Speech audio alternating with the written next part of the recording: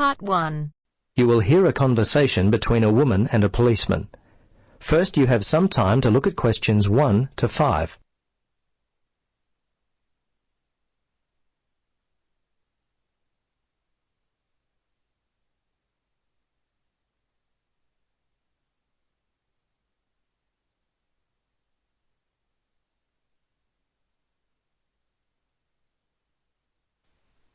Now, listen carefully and answer questions 1 to 5. Good morning, Bumley Police Station. How can I help you? Yes, I need to report a stolen bag. Just a moment and I'll put you through to Lost and Stolen Property. Hello, Sergeant Rhodes speaking. Can I help you? Yes, hello. I'd like to report a stolen bag. Okay, a stolen bag. We've been getting a lot of these lately. I'll need to get some details. Let's see, when was the last time you had your bag? Well, about 2 hours ago. I just can't believe this has happened. I take it everywhere with me. It was given to me as a graduation present. I'm just so upset. Yes, I know. It's very frustrating. It seems like I put it down for a second, and then it was gone. Yes. Look, the good news is that most of the stolen bags in our area are found, usually without the money. So I'd be surprised if you don't get it back later. Tell me, what does the bag look like? Well, it's dark blue, cylindrical. It has 2 carry handles either side of a zipper on top. The zipper actually runs the length of the bag. It's a Vitoli bag. Okay. Are there any other identifying marks on the bag? Things that would be unique to it. Name tags, scuff marks, that kind of thing. Well, not really. There are a couple of scratches in the top left corner on one side of the bag, near the handle, and I think another one in the opposite corner. Okay. Scratches on opposite corners. Now, where were you when the bag went missing? Well, I remember the time. It was 12:15. Oh, no, actually, it was a bit after that, more like 12:25, because I was supposed to meet one of my friends for lunch at 12:30. Anyway, I was standing outside the supermarket when all of a sudden a group of teenagers came walking past. They must have been heading towards the cinema. They seemed to be in a hurry and probably late for the movie, so I stepped aside to let them by. When they'd passed by, I reached down to pick up my bag, and it was gone. I see. Now, can you remember the contents of the bag? Yes, let's see, my passport and some traveler's checks. Fortunately, I was carrying my camera, and I had my wallet in my pocket. They're the main valuable things. Okay. Anything else at all? Let's see. No, I think that was it. Oh, a few pens, but that's all really. As I say, nothing of real value. Okay. I'm going to have to get your details. Are you here on holiday? Yes, as a matter of fact, I am. I'm visiting from Canada. I've been here for 3 weeks already, but I'll be here for another month. Before you listen to the rest of the conversation, you have some time to look at questions 6 to 10.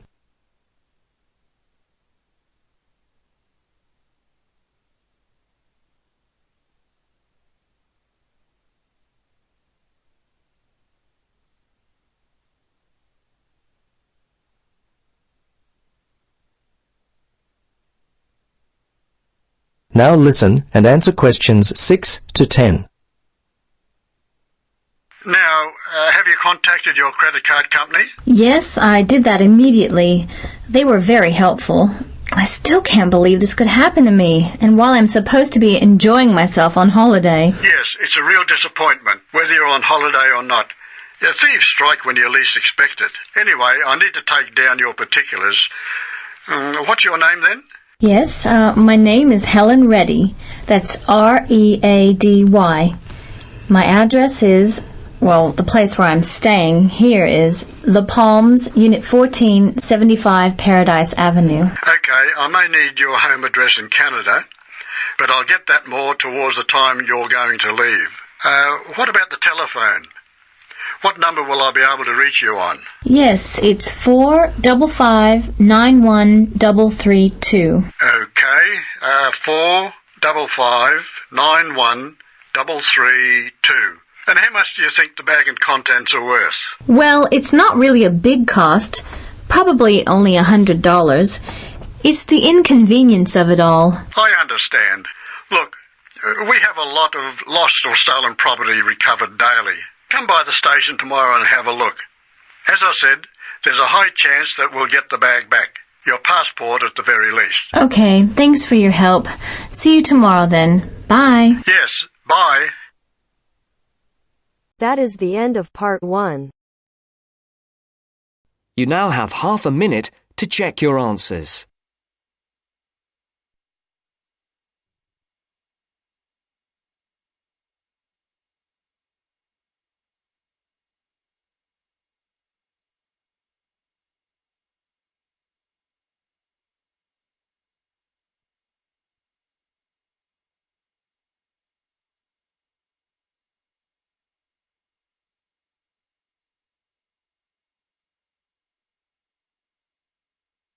Now turns to part 2.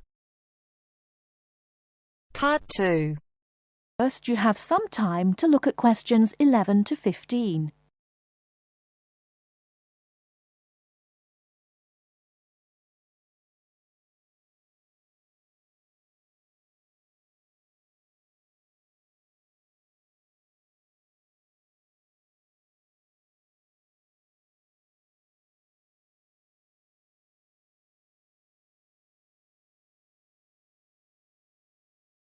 Now, listen carefully and answer questions 11 to 15. Hi, everyone. I'm a bit nervous about doing this, so, anyway, as you all know, I come from Libya, and I'm going to talk about sandstorms. Sandstorms are very common in the Sahara Desert, and so people in Libya, which is near the Sahara Desert, know all about them. Now, we say sandstorm, but it's not really a storm. There's no rain or thunder and lightning. There are sandstorms when a strong wind picks up sand and carries it. As the wind blows, the sand in the wind causes more sand to move around, and that is also picked up.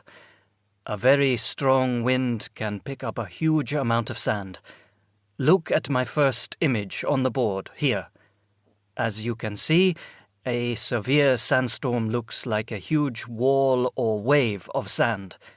Can you imagine that coming towards you?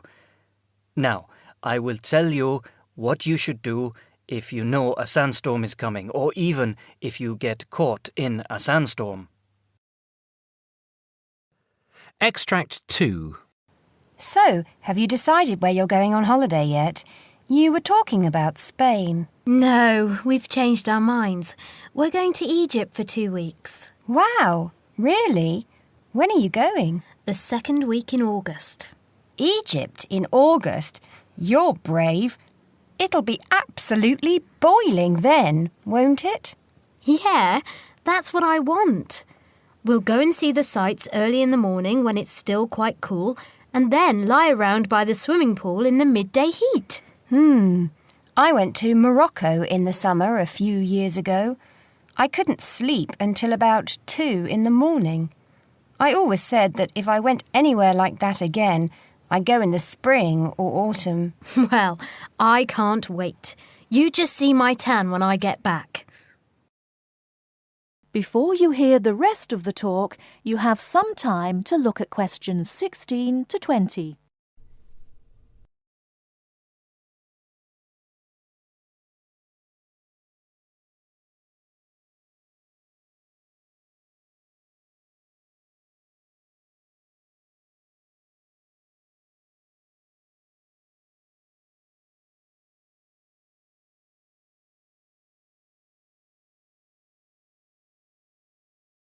Now listen and answer questions 16 to 20.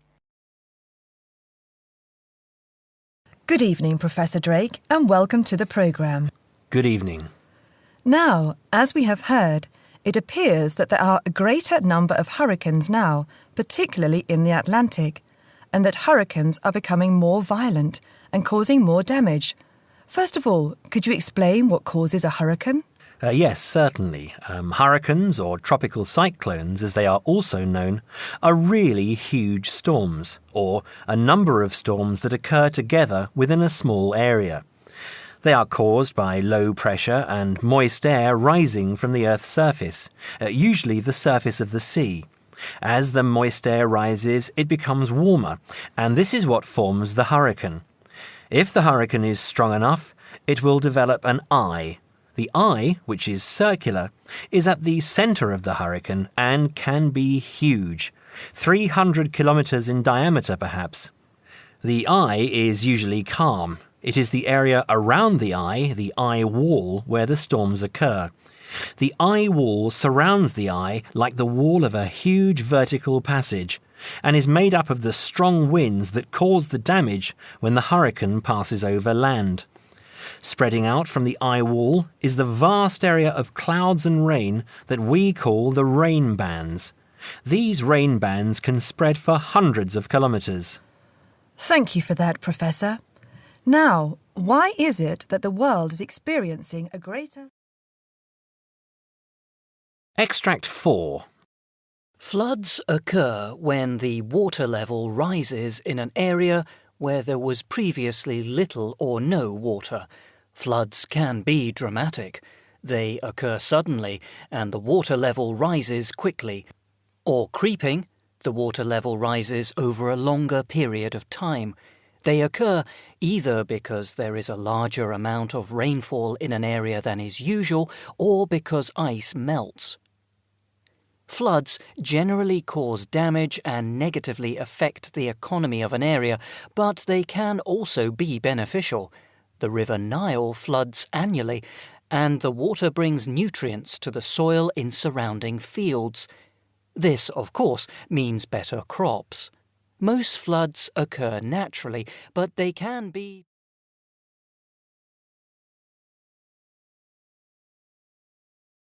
That is the end of part 2. You now have half a minute to check your answers.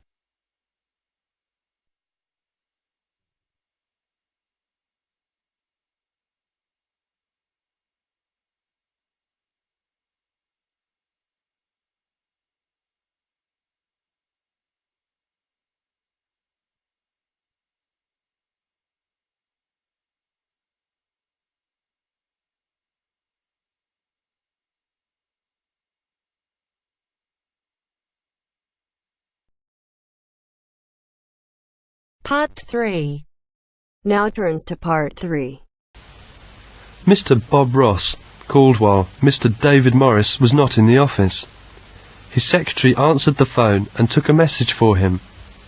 As you listen to the phone call, look at the message form and fill in it with the information you need. First, you will have some time to look at questions 21 to 26.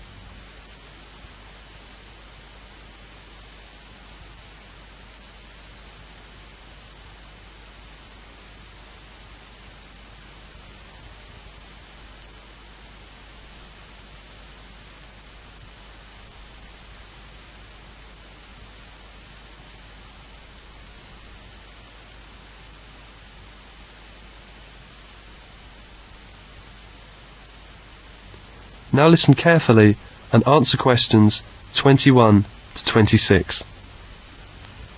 Mr. Morris's office. Good afternoon. Good afternoon. May I speak to Mr. Morris? I'm afraid he's not in at the moment. Who's calling? This is Bob Ross of the Sales Association speaking. I'm sorry, I didn't catch your name. Bob Ross, R-O-S-S. Do you have any idea what time he'll be back? No, I don't, Mr. Ross. Would you like to leave a message? Yes. Will you tell Mr. Morris that I talked with Bill Smith in London this morning? Bill Smith? That's right. Bill told me that they are planning to have a sales meeting in Birmingham on the 12th, 13th and 14th of May. Yes, I have that. Birmingham, May the 12th, 13th and 14th. Right. And tell him that Bill said that they would like to have Mr. Morris speak to the group on the morning of the 12th. They want Mr. Morris to speak to the group. Yes, at 9 o'clock on the morning of the 12th. There will be about 80 people in the group.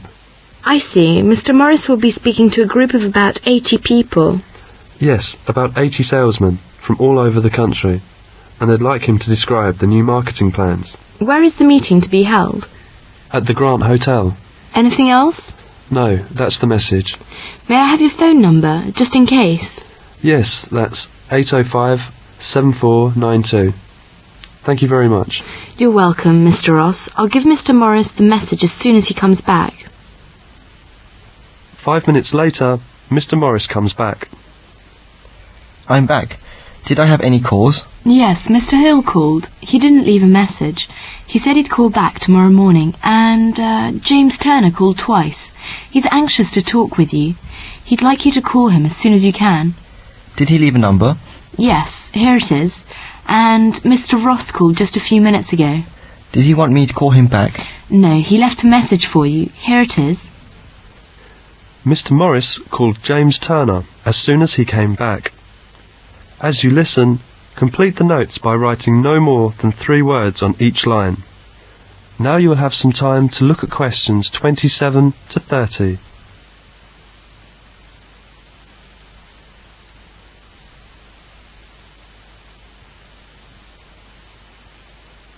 Now listen carefully and answer questions 27 to 30.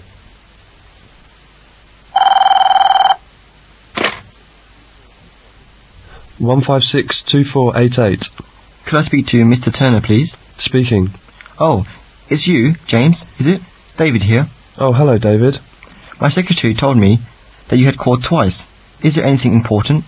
Yes, it looks as if I won't be able to keep the appointment we made. That was to be on Thursday, wasn't it? Yes, I'm so sorry. My uncle is arriving from America that afternoon, and we're having a party in the evening. You know, a big family party. I see. But could we meet on Friday or Saturday? Or would you prefer the beginning of next week? Afraid I'm tied up at the weekend. And let me just check. Monday would be alright, I think. Monday's okay for me too. Oh, good. Shall we say the same time as we arranged? Could you come here at 11 o'clock? I'll show you round our place. We could have lunch together and then work out the terms of our contract in the afternoon. Yes, fine. I'll just note it down in my diary. That's Monday the 24th of April. Right, I'll be at your place at 11 o'clock. Hope I haven't messed up your arrangements too much. Oh no, these things happen, don't they? See you next Monday and have a nice weekend. Thanks, you too, David. Bye. That is the end of part 3. You now have half a minute to check your answers.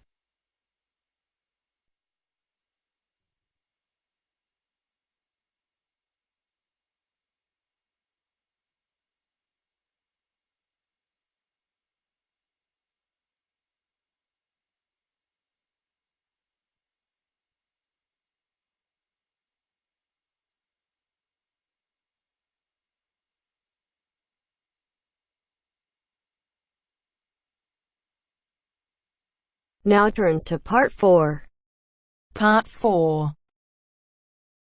You will hear an introductory lecture about vegetarianism being given by a nutritionist. First, look at questions 31 to 40.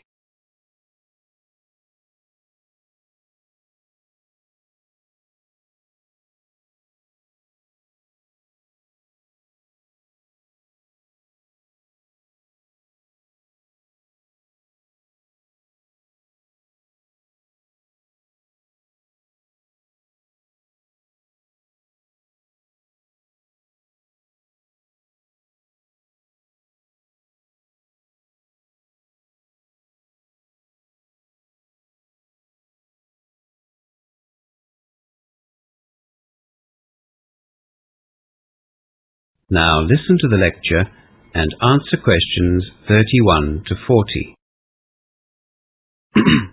You will all have a vague understanding of what being a vegetarian is all about.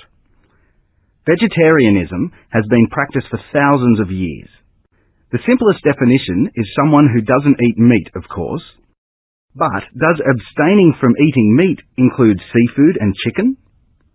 The fact of the matter is that people adopt the label vegetarian but still eat meat, at least to varying degrees. Within true vegetarianism, that is where a vegetarian is someone who doesn't eat any meat at all, there are 3 subgroups. A lacto-ovo-vegetarian eats no meat but does consume dairy products and eggs. The second subgroup, lacto-vegetarians, also don't eat meat, but while they will consume dairy products, they don't eat eggs. And then, of course, there are vegans, people with a strict vegetarian diet that don't eat any animal product or byproduct, including honey. In fact, they don't even wear woolen, leather, or silk garments. So just keep in mind that there is an obvious sliding scale here when people talk about vegetarianism. There are those that perhaps like to think of themselves as vegetarian just because they don't eat red meat, right through to those strict vegans who will only eat vegetables, fruit, beans, or pulses. That is, food that has been grown. For our purposes today, we'll be talking about vegetarians as those people who don't eat any form of meat at all, red meat, fish, or poultry, but do use dairy products and eggs. Lacto-vegetarians and vegans are not in the majority anyway. With that definition in mind, let's review the myriad of reasons given for adopting a vegetarian diet. These include all sorts of preposterous theories that claim all humans should be vegetarian simply because it's natural, or that humans are naturally vegetarian because biologically we resemble plant eaters. In the real world, vegetarians, generally speaking, accept that humans are omnivores. They are capable of eating both plant and meat foods. Statistics show that the majority of vegetarians have adopted a vegetarian diet because of their religious beliefs, as in the case of Hindus and Buddhists, for example, or because of health-related concerns. That is, they see vegetarianism as a healthier alternative. Look, that's not to say there aren't other reasons. Some people just don't like the taste of meat, and others simply can't afford to buy it.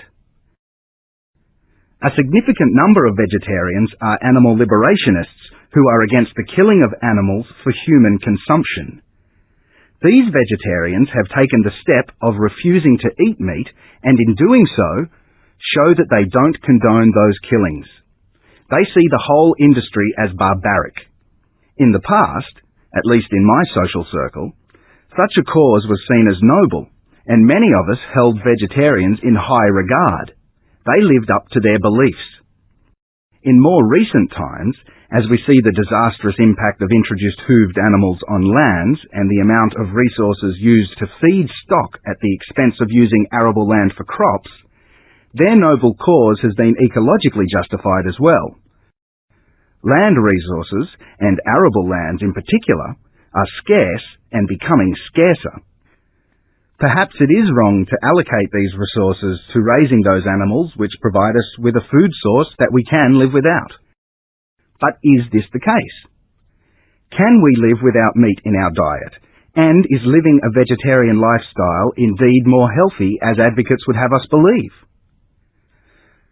Vegetarians claim that a well-balanced vegetarian diet will supply all the essential nutrients we need to be healthy.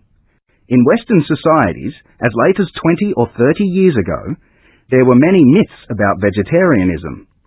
Those switching to vegetarianism would be warned about serious vitamin deficiencies. Statistically, though, the vegetarians are supported in their claim that vegetarians are healthier than meat eaters. The incidence of heart disease and cancer, for example, are significantly lower in non-meat eaters. In fact, it's claimed that the risks from certain cancers are reduced by up to 40% in a vegetarian diet. And let's face it, in modern Western society, with our concerns regarding obesity, you don't see too many overweight vegetarians, do you? Vegetarians consume less fat and protein than we do, and the fat that they do consume is in the main unsaturated, which is what has been recently labelled good fat. On the other hand, animal fats tend to be saturated, and an increased intake of saturated fats can lead to high cholesterol.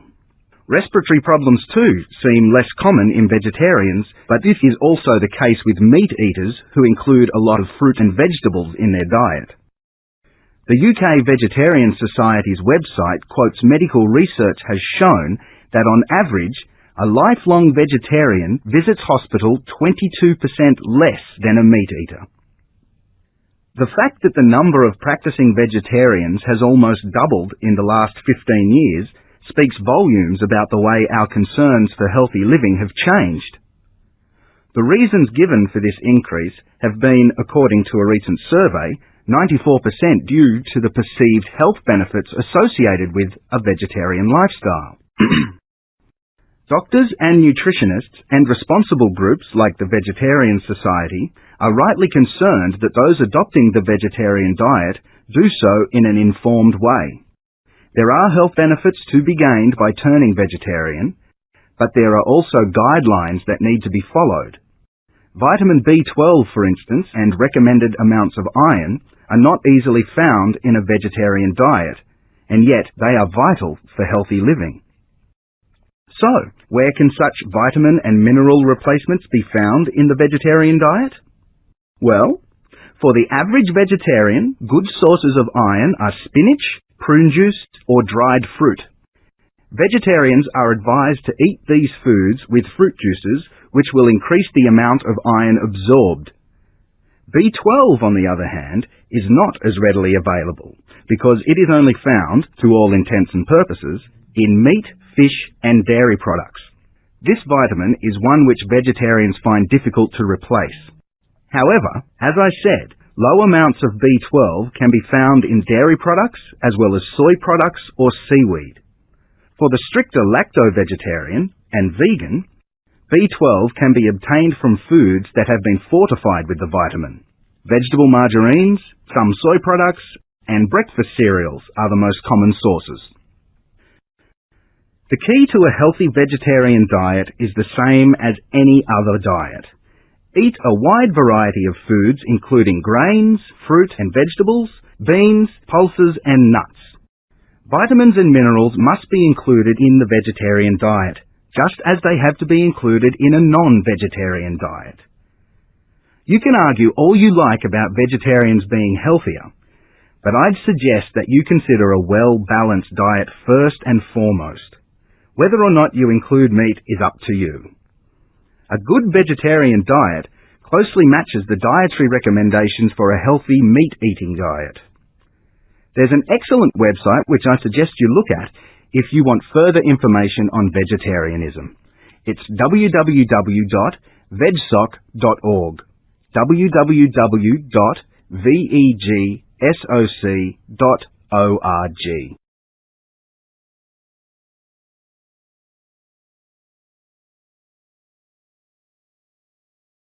You now have half a minute to check your answers.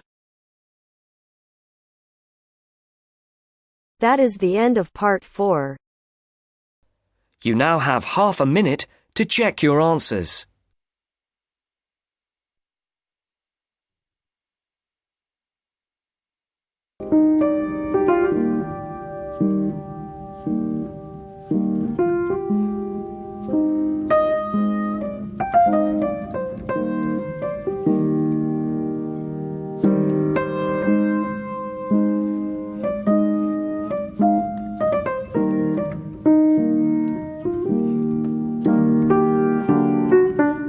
That is the end of the test.